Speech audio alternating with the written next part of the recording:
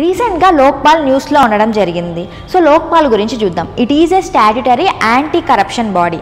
దీన్ని Lokpal and Lokayukta act 2013 ద్వారా establish చేశారు. ఇది 2014 జాన్ 16th ఫోర్స్లోకి వచ్చిందనమాట. సో ఈ యాక్ట్ ద్వారా యూనియన్ లెవెల్లో లోక్పాల్ ఉంటుంది అండ్ స్టేట్ లెవెల్లో లోకయుక్త ఉంటుంది.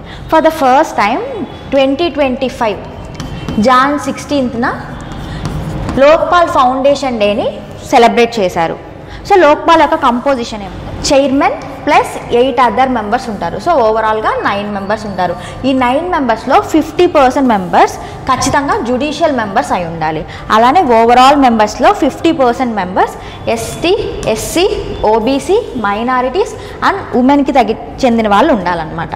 అండ్ వీళ్ళొక టెన్యూర్ చూసుకుంటే 5 years are until 70 years.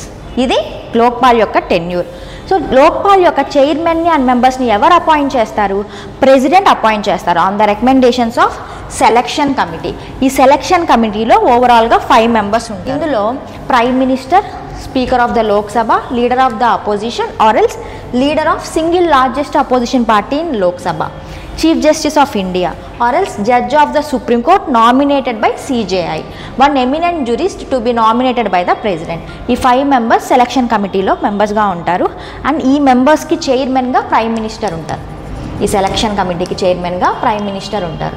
So దీని యొక్క జ్యూరిస్డిక్షన్ చూసుకుంటే prime minister, ministers, members of the parliament, group A, B, C, D and officials and central government officials.